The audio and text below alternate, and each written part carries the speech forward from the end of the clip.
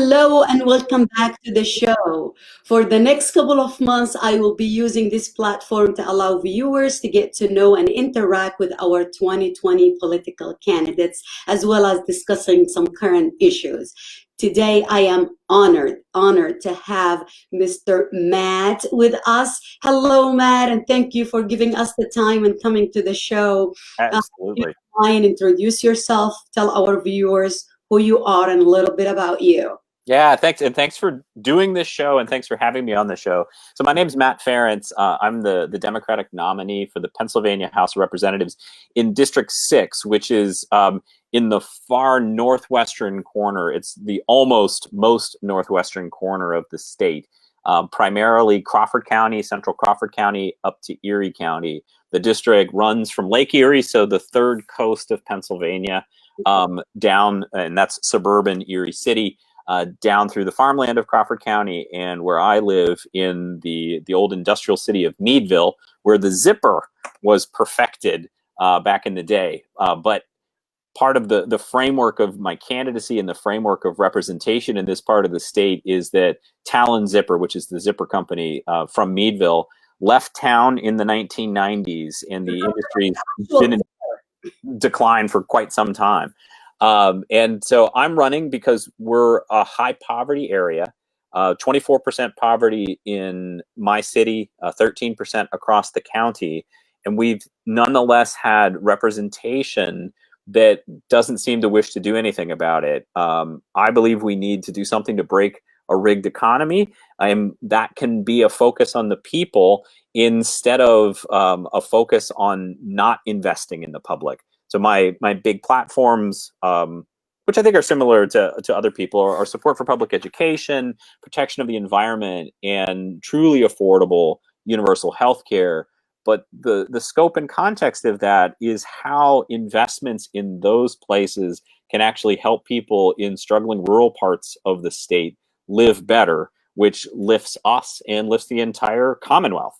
I think that'll be my opener. I'm a creative writer. I'm a professor at Allegheny College in Northwestern PA, so I'll throw that out there too. So I can talk for a long time. Something we're gonna have to talk about, because this year it is not just refreshing, hopeful to see so many amazing human being. And when I say that, I truly mean it, not just because I have you here, Matt, but having educators, having people who will make a difference. And I just don't want you to just believe what I say. Go into Matt's website, go into his page, follow what he's doing, and learn all about him.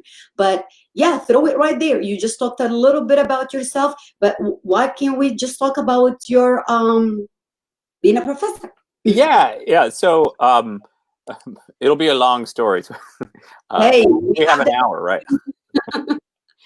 So I was born in Indiana County, Pennsylvania, in southwestern Pennsylvania, and that's a part of Appalachia that I didn't know was part of Appalachia until I was in my 30s, and I had gone back to school after my wife and I had moved to Arizona, and then we moved to Paris, France. We lived there, and we moved back to the Laurel Highlands of Pennsylvania, and I went back to school to get my PhD.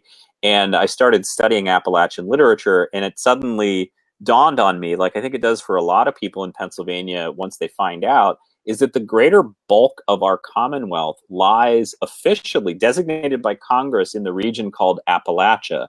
And culturally and economically, we have a lot in common with places farther south that we never think of ourselves as being part of. So as a writer, as a creative writer, that's the world I write within. My last book was called Appalachian North, which was a memoir about growing up north of the Mason-Dixon line and figuring out your Appalachian. It was about a brain tumor. I was diagnosed with a brain tumor in 2016, which is quite a shock when you're about 40 years old, and going through surgery and radiation treatments. And then thinking about the metaphors of erosion and extraction that matter to us culturally and politically. That since the beginning of our region, Appalachia and places, so I grew up in coal country, now I'm in gas country, or timber country or industrial country, you exist to be extracted. Yeah. So the relationship that we have to the landscape is the same relationship that the broader country has to us as human beings, and that has a lot to do with why we have the economic deal that we have. So that's sort of where I'm coming from. And then as a writer, I understand, and what I teach is that one of the ways I talk about it on the campaign trail is that we live the stories that we tell, or the stories that we tell about ourselves. So if we keep telling stories that we don't deserve something, then we will never get it. Or if we keep telling stories about a region being declined with no new ideas, it'll continue to be that. So I think we can, in a way, write our ways to new futures if we think about the narratives that we're living that we didn't write ourselves. You're absolutely right about that. And just being someone who is not just an educator, but someone that lived in the area, knows what your area needs. That makes a huge difference. And I think a lot of people don't understand the difference between local officials, House representative, state representative, and presidency. So what is your job before we dive into your campaign? Yeah, What absolutely. do you As a representative, and the body of the House is one of the two chambers, of course, in the Pennsylvania legislature. But there are 203 representatives, and the idea is that you are a neighbor from a group of 66,000 people that understands uniquely, because of where you are, the needs of the place where you are.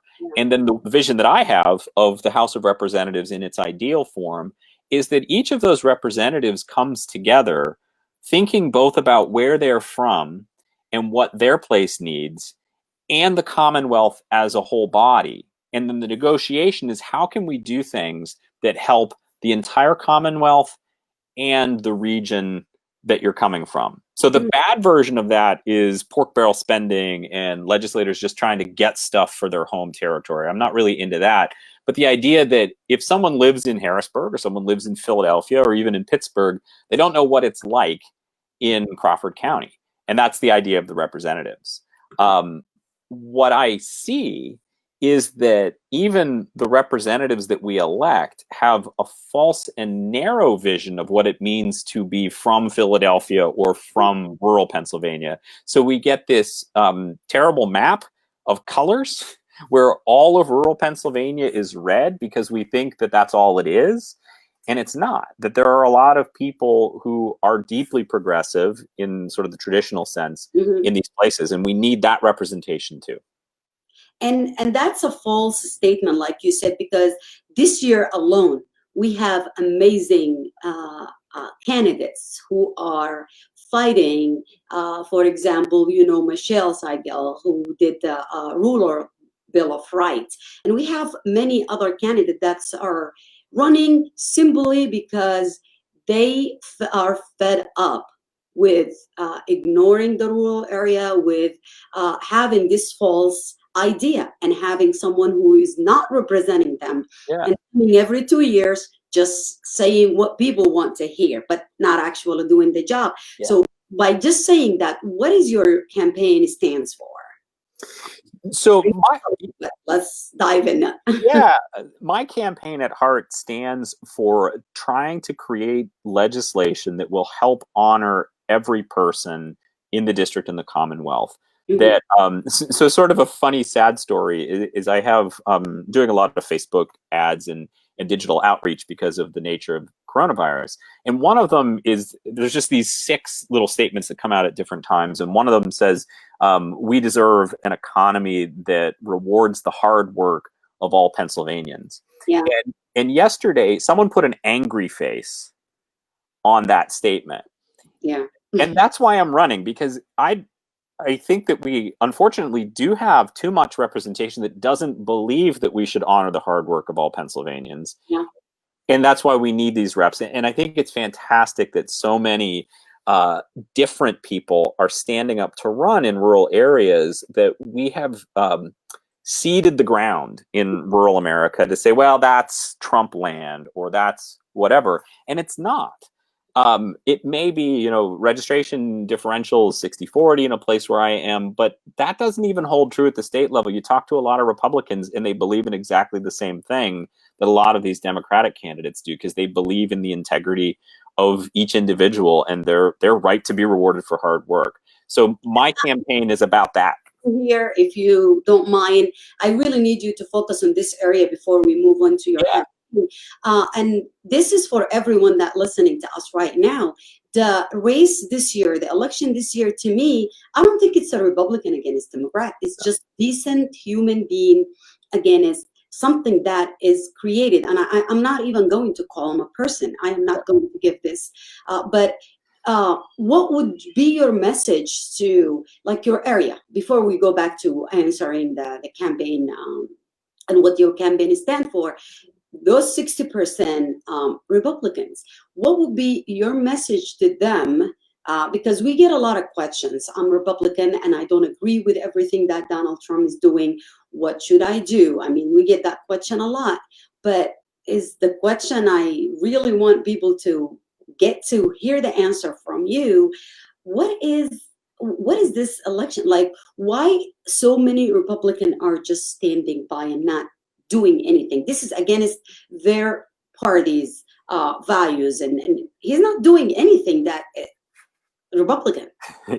Yeah, I mean, I think that of the many great insults that America is experiencing with this presidency, among the greatest insults are to the Republican Party itself.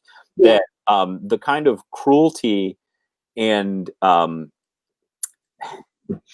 game changing, you know, finding loopholes to try to win without following democratic processes is antithetical to what the Republican Party stands for. You know, what I try to tell, and I have to be careful, right? You don't want to be lecturing people, but one of the things that I think about is some of the core icons of the Republican Party are people like Dwight Eisenhower, who built the interstate system on tax dollars, or Teddy Roosevelt, the original progressive, who fought for a fair shake for the little person versus the large corporation. So my message, and this is where I get back to story, is that we need to look at what's actually happening instead of the narrative that's been built to tell us that this party's good for you and this party's bad for you. And when you start peeling back those layers and you start seeing, and we can sometimes stay just in economics, you start seeing that the economics aren't what is being sold. And that's the big issue, is that you're being told that you need to vote one way because that's the party that represents rural America. But then you realize entire tax structures, funding structures, all of that is set up so that you suffer. And that's where Appalachia comes in. The region has always been set up to suffer. And so for us, instead of continuing to vote for the people that will keep us suffering, we need to look at the other suffering individuals and start making allyships. And look at, one of the things I try to tell them as well is, you know, we have more in common with urban voters in Philadelphia, in Pittsburgh, and particularly other marginalized groups in Pennsylvania, that we should be standing together in unity against the authoritarians that are trying to keep us all poor. But somehow in the rural parts, the identity politics have gotten people to vote in another way, and they don't see an allyship with those individuals. Yeah, and one of the candidates this year, his slogan is Joe Waltz. His slogan is people over party. And I think it's all of you. That's your slogan, everyone running this year from the Democratic Party slogan, because at the end of the day, we need to focus on our people. And we are a public servant. We are not just there to say what people want to hear. And I think this is a message that many people out there can relate to. Not because you have an R or a D or an I after your name that makes you good or bad. We need to really learn about our candidate this year, because this year is not like any other election we faced. It is either not just our life. Our life, like I always say, our kids' life, our family, neighbors' life depends on it. And that's why we have to vote. And that's why we have to know about our candidates. And, I see one sentence in your website which says our health, our education, our environment, and I put that because this sum it up. I mean, I know you have the six for the 6 districts, and we're going to talk about that too. But what is concern? Like, what was the concern that made you wanted to do something about health, environment, and education? Yeah, and they all link together, which is nice. So health is where it begins, and uh, probably the most motivating factor for me running for public office was my experience with the brain tumor and surgery. And the brief version of that story is that I almost didn't get it checked out. So I had a blind spot growing in my eye. When I would read to my children, I could make like the pictures of the animals on the page disappear if I closed one eye, which is not a good thing medically. But we had recently moved to a high deductible insurance plan at my employer. And so I don't want to pay the money to go to a specialist. And until my wife went to a specialist and we got to the deductible for something else, I wasn't going to go. And then I was diagnosed, and I suddenly realized that the structure of the healthcare, well, it also costs us a lot of money, and we're still digging out of that debt, even with good insurance. And this is 5 years later. Particularly in lower income areas of the Commonwealth, the sort of game changer that truly affordable, non-employer sponsored healthcare could offer would be a major revitalization for lives, even more than economy. So what I came to realize that my belief is that the main reason we can't get away from employer sponsored healthcare in the United States is because it's a way that large companies can keep people working for them instead of quitting. Because if you could quit your job and not worry about your health, I think a lot of people would quit bad jobs, or people would leave abusive partnerships. They would start their own companies. And so again, in a place, the household income in Crawford County, median income in like Meadville is like $26,000 a year, well below the state average. If they didn't, you can't afford healthcare on that. And so that is a game changer for us. Plus, we have a higher background incidence rate of cancer here than other parts of the Commonwealth because of the industrial path. So we've been poisoned. We can't afford the healthcare. And the kind of economic revitalization we get, this will link to the environment, is stuff that will make us sicker. So we need to recognize that the environment is a lot of who we are. Whether we're conservatives, enjoy hunting and fishing, or whether we're tree-hugging liberals, we like trees and water and air. It's good for us.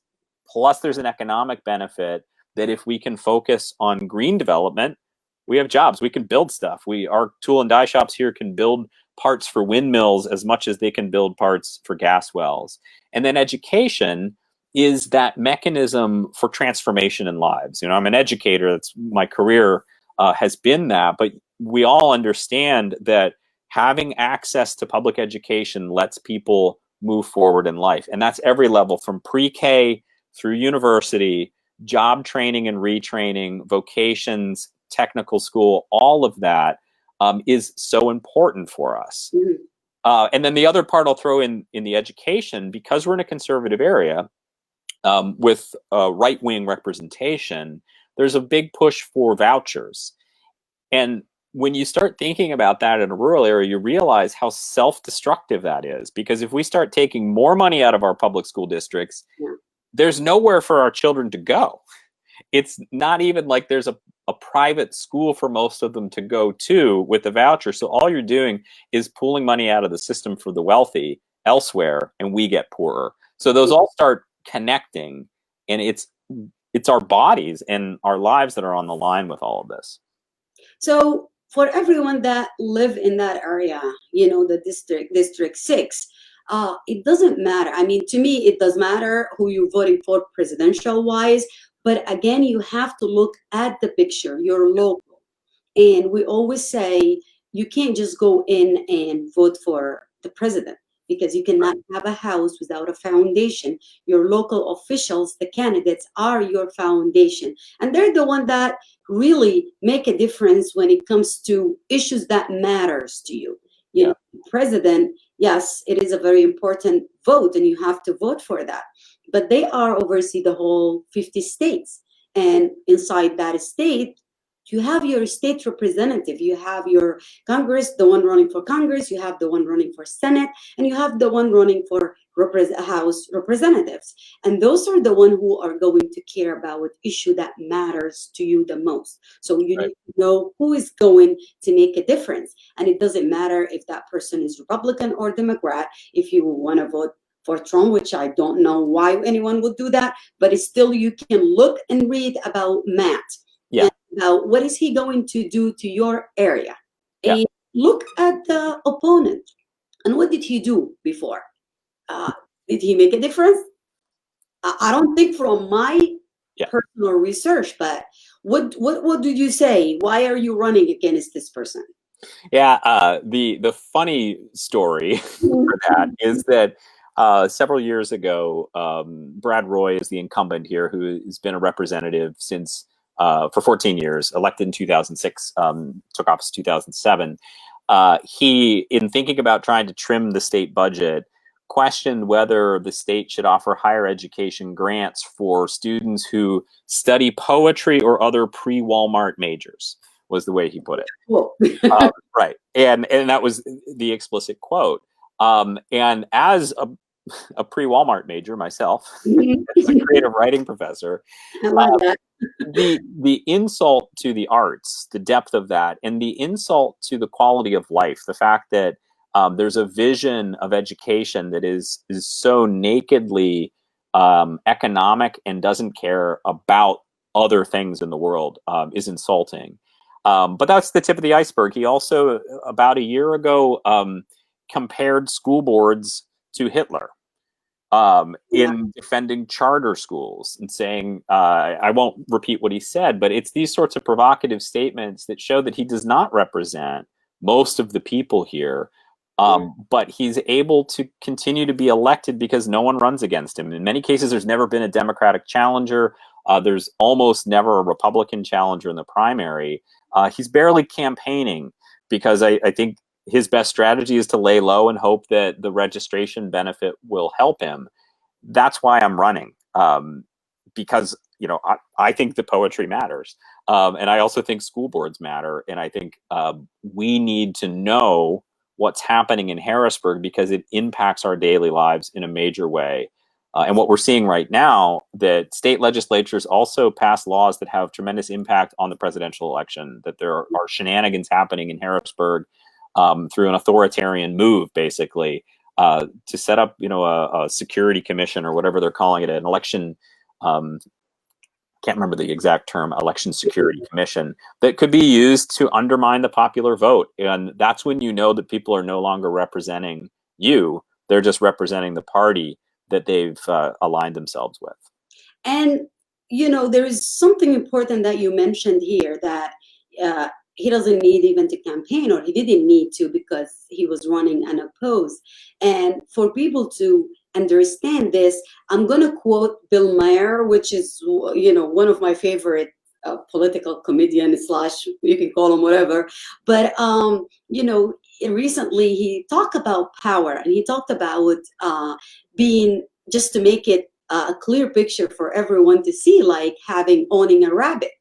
And, you might have 2 or 3, but once they start multiplying, they multiply. So think about that power, having 3 people in the Supreme Court. They're going to overrule so many decisions that is going to affect the opposing party. Same way when having 60% of the Senate, 80%, they're going to apply rules, regulation that is going to keep them in place. So they are going to multiply just like rabbits. And if we don't stop that, we're not going to have a change. We're not going to even recognize ourselves or our country anymore. Yeah, and I think, and I actually kind of like we're talking about big state level stuff here. So when you look at registration, the third most popular registration in the country is Republican. So the number 1 registration is Democrat, number 2 is Independent, number 3 is Republican. And in Pennsylvania, registration leans Democrat. Yeah. But the state Senate has been Republican every year since 1994. And the state House has been Republican every year except for a 4-year block, 2006, those 4 years. The gerrymandering that we've experienced as a state has set up an undemocratic representation for the Commonwealth, where we've wound up with right-wing rabbits that they're building their own system that only allows rabbits into the hutch. And that's what I think a lot of people are running against too. And I think that that's a message that resonates with a lot of voters, that you can't, it's not good if any one party is stacking the deck so that they win over and over again, regardless of what the state's impetus is. And at the state level, this move that my opponent is a supporter for is to create the same gerrymander for the state Supreme Court. Because they don't think they have enough conservative justices on the Supreme Court, because they're not siding with them when they're trying to take down the governor's shutdown orders. So they want to start creating an effective electoral college of the Supreme Court in Pennsylvania, which is to speak against, the electoral college. You read my mind, because those are the two issues that really, stop me from preventing me from sleeping, and I'm sure many others, the electoral college and the gerrymandering. This is not just affecting our democracy, but people look at politics and say, oh, that's just politics. I don't do politics. I taught my kids early age, politics is life. Yeah. You don't have to be in politics and run, because it takes someone like you, Matt, who is willing to do the job. And a lot of people think, oh, it's a cool thing. Yeah, it might be cool when you become, someone making a difference. But running is hard work. It's a lot of work. I'm sure you don't have life now. I'm sure your family doesn't see you much. It's a lot of work, guys. And he's doing it because he wants to represent. But, politics is part of our life. If we don't do something, this is going to affect. And that they came for the Jew, right? And if people think about the politics this way, first they're going to come to take the seats, and then the next step, they're going to take away your this right and that right, and after, we're going to end up with a dictatorship. And I seen it happen. I lived it in Sudan. I was born in Sudan. I lived through dictatorship. So I know how it's going, and we're heading that road. So we have to stop it right now. Yeah. What would be your suggestion? Like, what can we do to get rid of that?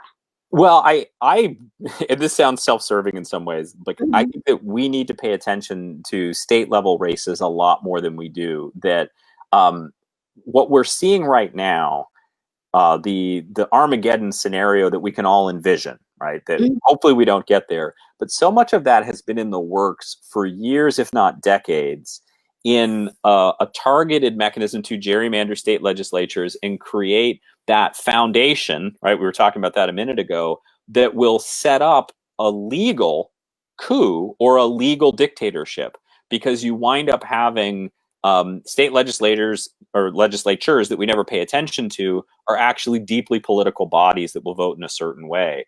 And so we have to recognize the way our liberties are being taken away through the unfair gerrymandering of those bodies, which set it up, because of our federal system, to be able to do it at the national level.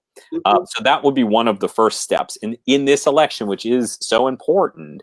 It's not just thinking about the presidency. That is huge. But frankly, I hate to say this out loud, even if he's reelected.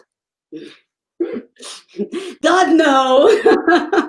I am not a religious person, but I will pray. Right. I will do whatever. But even if he were, and even if we didn't see a change in the U.S. Senate, and so if the House remained as it is and the Senate remained as it is and he remained president, nothing changed at the federal level. If we could flip state houses and senates, or just, if they don't even need to flip in a partisan way, but get people in who are reasonable, responsible, and intelligent, that's our firewall. Because there's so much the federal government cannot do if the states will not permit it. And I think we saw that when Trump was trying to bully governors like Governor Wolf to do things. He couldn't, because that's not the way our country works. And so I think we should be spending as much, if not more, energy thinking about how we're going to vote for state senators and state representatives, wherever you are in the Commonwealth, in order to make sure that those are reasonable bodies that aren't going to put up BS legislation so that it will get to the Supreme Court, so a stacked Supreme Court could overrule Roe v. Wade. That's where the game begins in the state houses and it ends at the Supreme Court. And that's one of the reason I am like pushing really hard this year to try to get to, and I wish we had enough time to interview everyone. I'm almost interviewed everyone running in Pennsylvania, except few that I didn't get a chance because we're running into October now. And I'm hoping that even if we didn't bring this person here to you, you get to learn about who's running in your district, and because this is really important. This is a game changer, like Matt has been saying and repeating over and over, and maybe in different ways. But you have 6. I'm gonna put something up here, and maybe you can for your district to bring it back to the local level. You are saying let's try this for a change 6 commitment for the 6th district. What are those commitments and how we can help? Yeah, so you're testing my memory. Oh no, I can show them to you. I can post them up here for you. Yeah, that would be awesome. Yeah. So the first one is, and I can't remember the order they go, but the first one is this idea that we need to honor the hard work of everybody, and that one example is minimum wage, right? That we have people who work really hard and they're not making very much money. Or in this area, what we find is that in order to have a reasonable middle class income, a lot of people, even working in the tool shops that are good jobs, they have to work overtime in order to make enough money to be making a middle class income.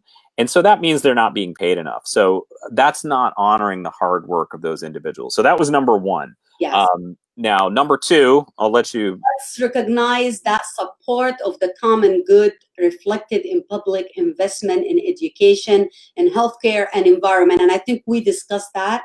Yeah. You mentioned that. And the third one, let's demand that we have a state representative who work hard for the region and the Commonwealth. And you put out statistics. People can go on your website and look at it. You have it cost more than $300,000 a year to cover the $90,000 representative salary. So that's, maybe you can expand on that. Yeah, and so this one connects to the idea of like one of the stereotypes or easy shorthands that right-wing candidates use is that they're fiscally conservative. Yeah. But what I'm suggesting here is there's nothing fiscally conservative about pulling the salary of a state rep, which is like $90K, but then also the office staff, the travel money, all of that adds up to somewhere around $300,000 a year at least. And over the tenure of the rep we have, $4.5 million have been invested in a representative. And if you're not getting anything from that other than no votes, which is sort of the track record, you're not getting much for your money. And so the idea is that that's not fiscally conservative, because you're sucking a lot of tax dollars out of the system to not produce results for the Commonwealth and for the people at home. So that's an important one. So see the next one. This is helpful. Yeah, you just put them up in the chat. I can see them up here. And now number 4, I put it up here. Can you read it? So let's refuse to accept empty national political rhetoric that clouds the reality of our home turf, that tricks us into supporting a party just because, which would be the R versus D. And that's this toxic discourse that we hear from the White House that leads down into the public sphere. And I'm not picking on the guy, but I am running against him, so it's worth mentioning. He makes comments about Rashida Tlaib, and there's nothing about a state representative in Pennsylvania that needs to be weighing in on what Rashida Tlaib is doing in Michigan. Yeah. And it's, I think we know what it is. It's a dog whistle to certain supporters who are going to read that in a certain way. And so that's the sort of toxic language that we hear that just reiterates racism, reiterates ethnic divides that are not good for any communities. Those empty campaign tropes is the next one. So what I say is, let's call out empty campaign tropes like no taxes ever for what they are, a lazy effort to convince us to accept a degraded public investment. Here, it's, again, the no taxes claim, especially when you're in a high poverty area, is just a way to make sure you stay poor, because we are a region that needs development, and development requires public investment. And so when you're saying, we need to get rid of taxes, more or less, you're actually saying we're never going to do anything to reinvest in our region. And then the last one is, it starts with, let's rebuild our region side by side, etc. That's that call to recognize that we are neighbors. We are neighbors. The two of us, we're both citizens of the same Commonwealth, and that we can work together in Crawford County. Crawford County can work with Erie County. Northwestern Pennsylvania can work with Central Pennsylvania, and that we need to be thinking about that core word, Commonwealth. Yeah. That we're all in this to raise us all up, and that those divisions that we're seeing that are very usefully politically are really unuseful for our lives. So those are my 6 commitments. And saying the Commonwealth out loud, it gave me a different perspective. Actually, I lived here basically all my life here in the US, and never thought of it as, it's not just a name. It's an actual meaning that we need to follow so we can all have that common wealth. Yeah. And it's, in fact, to emphasize the common good. And we even can think about, we're the Quaker state.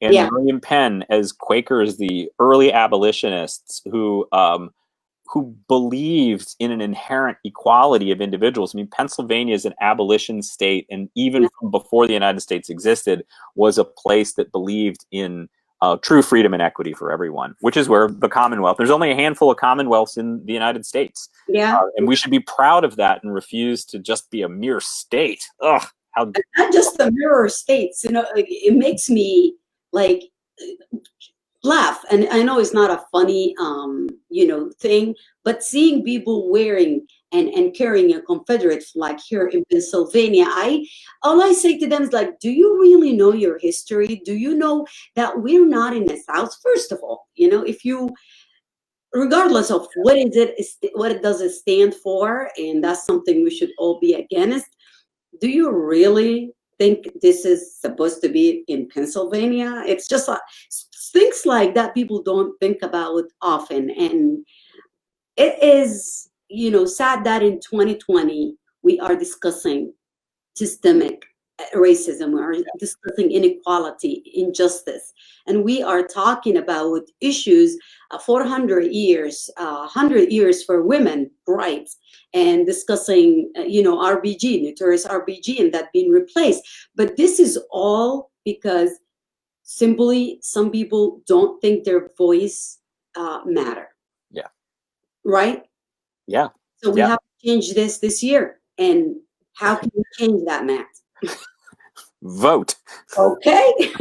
And what is it about this year? I know the one straight ticket is gone. So what do you want to say to people about voting this year? Yeah, well, so I want to come back to this idea of systemic racism and race, because this is, I think, an interesting topic to talk to a rural candidate about, because we often, if you look at demographics and statistics, right, race is not a problem in rural Pennsylvania because there is no 90%. Right. It is right in a place like Crawford County. Yeah, like it's like 98% white. Yeah. But everyone is damaged by racism. Yeah. And in both deep moral, ethical ways and practical ways. And so, we experience, so I'll be practical for a second, though I don't think we need to I think it's dangerous to fall into practicality with racism, because then we can fall into the trap of allowing certain things because it's practical. But when you think about a rural medical center, one of the things that's very difficult in rural areas is to recruit and retain physicians. Yeah. And a lot of that has to do, well, there's a lot of factors, but one of them has to do with racism. In some cases, it's the physicians who move into the rural areas who experience the racism and are made to feel unwelcome. Or in other cases, it's physicians who aren't experiencing it themselves, but they can't bear to live in a place where you see Confederate battle flags flying. And so we're hurting ourselves when we allow that kind of language and belief to go unchecked. That might be one of the things that I would want to say about the voting, is that if you have candidates who are afraid or refuse to call out racism or call out white supremacy, they do not deserve your vote. Just like what loosely I call it the Trump. Yeah. I don't call him the president. He's not my president. But what we can say is someone who had the chance. Right. Right. I wasn't shocked. I know a lot of people shocked and I was fact checking the debate. The part that I heard over the crying, the bullying, the screaming, but not calling out a hate group by its name and not having the guts to say that, that speaks volume. It does. And that should matter. Yeah, and I think Rick Santorum, interestingly enough, read it very right, is that he said, well, you have to understand that a lot of his base would be offended by that. Yeah. That's the problem. If you cannot be elected without doing that, like if you have to cater to white supremacists or racism to be elected, then you need to really think about why that's your support base. And what message are you sending? You as an educator, right? I wrote a long post, and my main point there is, we teach our kids. I send my kids to school and I teach them to play nice. I want them to be nice and sensitive to others, not be a bully, do good, make a difference today, go for it. And now we're putting someone, for the past 4 years, we put a very bad example on our TV in a very high, powerful position. Right. So what message are we sending to our kids? What message are we sending to everyone else who is, hurt by the hate groups? Yeah. And no one was asking him to switch party. This is a hate group. This is a targeted group. So it is really sad. But someone on Facebook said something in that regard that I can't even remember it now. But when it comes to not being able to come out and state that hurting some people and having a hate group who is intimidating the voters, who is out there trying to scare people and take them away. This tells us something. It should tell everyone something. But then again, he did not win by the popular vote. That's Electoral College. Yes. Yeah. And we need to think about that as well. And I think we need some hope, to twist us in that direction too, is that we have to remember that he didn't win the popular vote, and that in Pennsylvania, more people do not support those sorts of ideas at the state or national level than do. I'm seeing a lot more Biden signs around here than we would have seen Hillary signs in 2016. And in a campaign like mine, we're finding a lot of support from people of all different parties, because that's how you start to disrupt those national partisan ideas, when you start talking about neighbors. Because one of the things that I will say is when I grew up in a rural area, live now in a rural area, is that almost all the time, when you talk to individuals one-on-one, they are not racist, or they do not act in racist ways. And they're actually very capable of meeting any individual and being respectful and understanding them as human beings. But then something short circuits out of the personal into the systemic. And that's what the Republican Party since the 1960s has been preying on, that allows that same person who is in person absolutely not racist to act in racist ways. And this is systemic racism right here. This is a good definition of it. To support policies that disfavor certain races and ethnicities. Could this be because they don't understand racism? They never knew that someone could get killed. Like if I get stopped by the police, I'm weighing, am I gonna go alive or die today? Yeah. A white person would never feel that way. They No, would think, am I gonna get a ticket or not? Yeah, they wouldn't. And I think it's intellectually, even if you can understand it, if you can't emotionally understand it, it doesn't feel as real. And so when you don't have, and I want to be careful about this because it's tricky, because I don't want to dismiss anyone's experience. But when you don't know a lot of different kinds of people in close ways, you can't understand what it's like for what you're describing. As a literature and writing professor, that's what reading does, is it allows you to have empathetic experiences with people who are outside of your own experience, so you can start to understand it. But again, it's like, if you're not seeing it happen, then it's hard to understand that it's existing. And racism is really good at hiding its mechanisms. And that's why you have these weird moments that people would discount what you just said and they wouldn't believe it. But if you listen to people, and I think that's the core also for voting, vote for people who listen to everyone. And if you listen to what people are saying, then you can start to understand how they actually feel. There was a wonderful man who used to work here, whose name was Kazi Joshua, and in explaining racism, he would explain it to students by saying, when someone steps on your foot and you say, ow, the response shouldn't be, that didn't hurt you. Your response should be, oh, how did I hurt you? And that's that openness to listen when someone says, this is my experience that is different from yours, to not say, that didn't happen to you. And that's what we're seeing in systemic racism, but to say, oh, I don't understand that. Can you explain to me how that hurt you? That changes everything. And we need more people in government at all levels who will do that. And this is just a beautiful way to put it. And, I always say, you don't have to live or get to that experience. And God, I hope no one will experience racism or injustice or just feel different. But, being human, part of being human is listening to others. And you don't have to, like everyone here, believe in something. I'm not a religious person, but a lot of people who believe in religion, they did not see Jesus. They did not see any other prophet. They didn't see God for that matter, but they believed in something. And when someone, you don't have to experience or see that in your face to believing in it. And that's part of what keep us going, what keep us, if that what motivates you, then that's fine.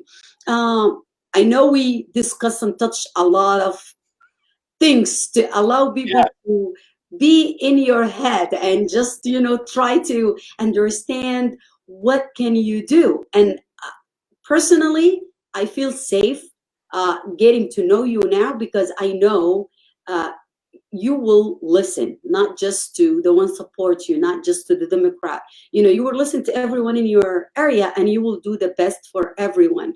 And that's what we want everyone out there, not to just believe what I say, but you heard Matt, go search, learn about him, and make an informative decision, because this year it is not a one straight ticket, and it's a good thing. It's a good thing that you are not just going to hit D and you're done. You want to vote, even if you're Republican, and you have one person here that you like and one person here that you like, but do that after you get to know the person and what they are bringing to you and what they're bringing to the local area. This is not just an issue that's going to affect Matt or me or few people that are going to be directly affected, but it will affect you some way or another. And if it's not directly happening today, it will happen over time. Your kids are going to be affected by the decision that you're making. Your grandkids are going to be affected. And again, those social issues, you might not face them, but someone did. And like Matt and his friend, is it Joshua you said? Akazi is his first name. Akazi said, if someone stepped on your foot, don't tell them that did not hurt. Just ask them. And ask if someone come to you crying, saying, I face this issue, or there is a police brutality, systemic racism, say, how can we help? Or just understand. Yeah, exactly. That's an important point. Yeah, I agree. So that's like, we discussed the 6 for the District 6. What else that we didn't talk about from your campaign, something that you want people to know about you? I think it's about all the ways that what we think we expect about a person is not necessarily true, is that we all have the depth. So I grew up on a farm, and this is an important point. So, and I'm a professor, right? I'm both of these things. And there's a stereotype, and we experience it here, this divide between the people that work at the college and the people who are really from here. And somehow it's incompatible that you can't be rural and a professor.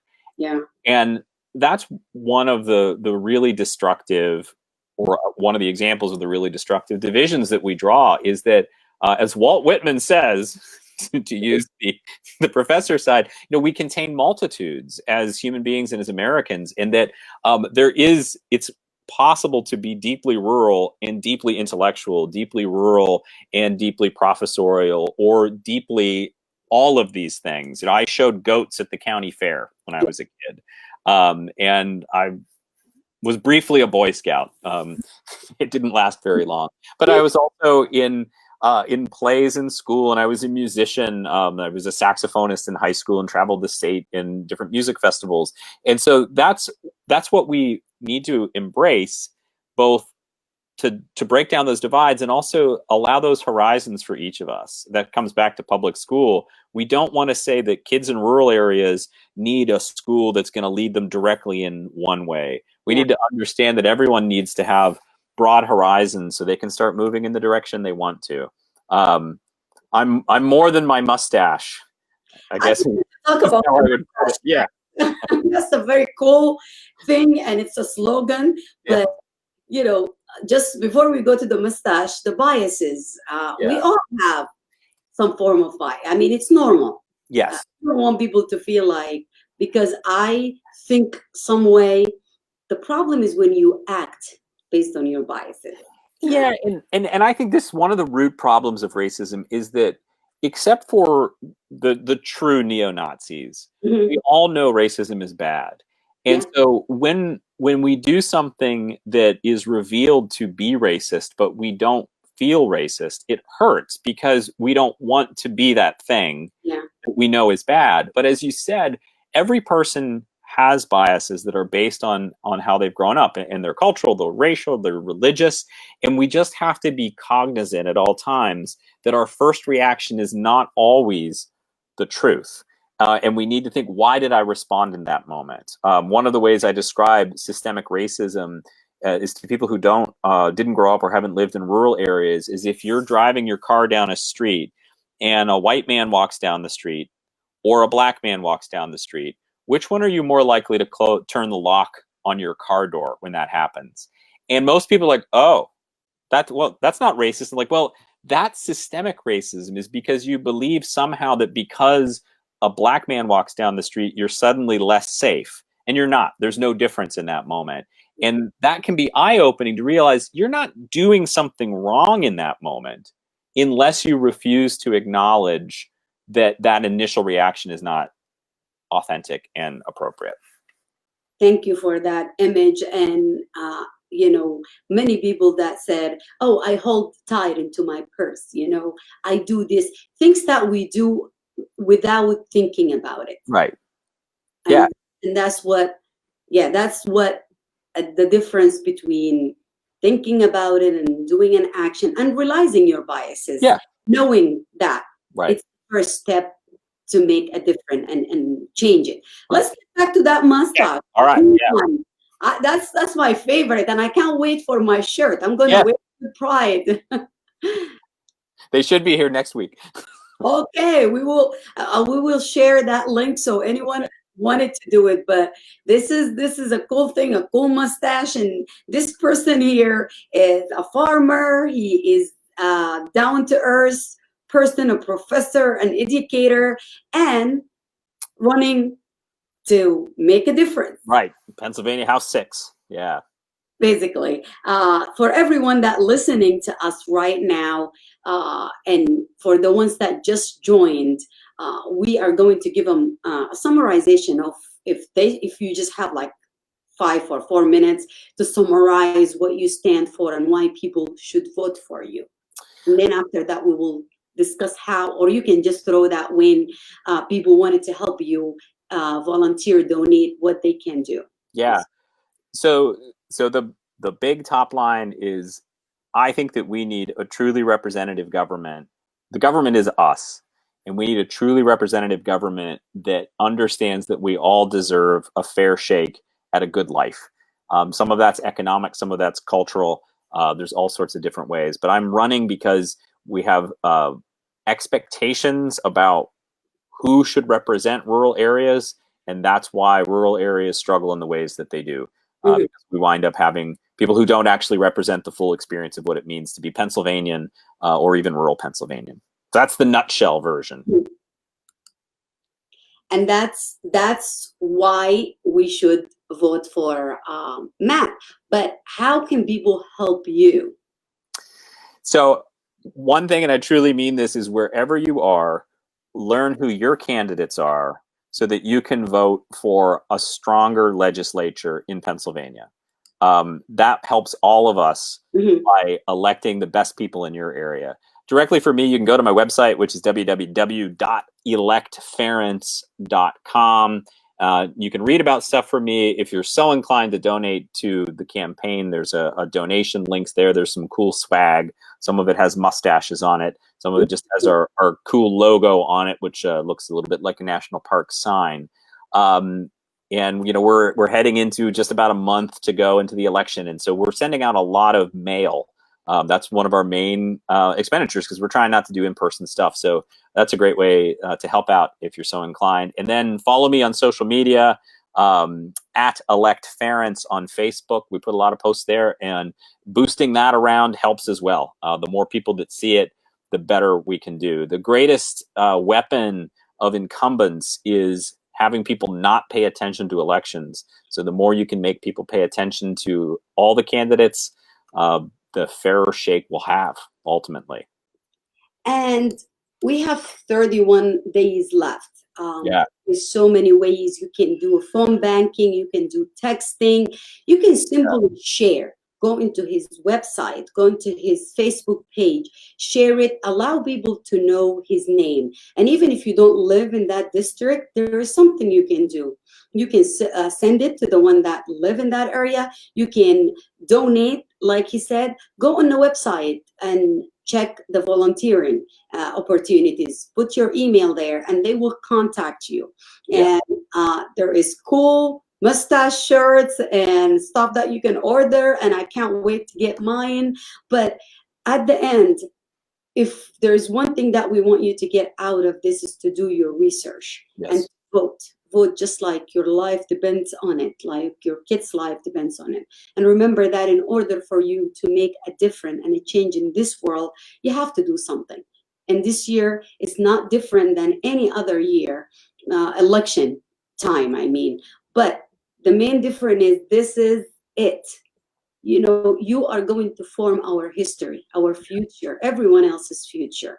And this is not a time for us to stand by, stand aside, or just say simply, they don't work for me, both of them.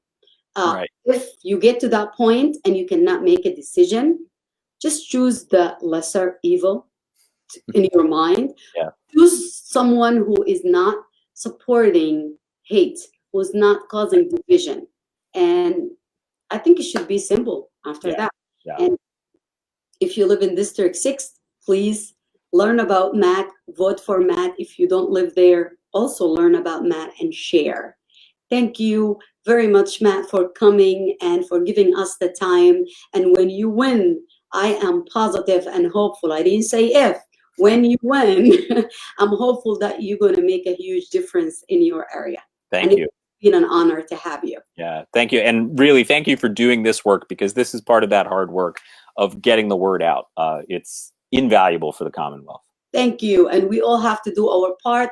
You are doing an amazing job. And for everyone there, don't take it for granted and learn about Matt and all our candidates that we brought to you. We have 31 days left. Please make those like count. Make those days count. Do something. Thank you for listening, and we will see you Monday. Good night.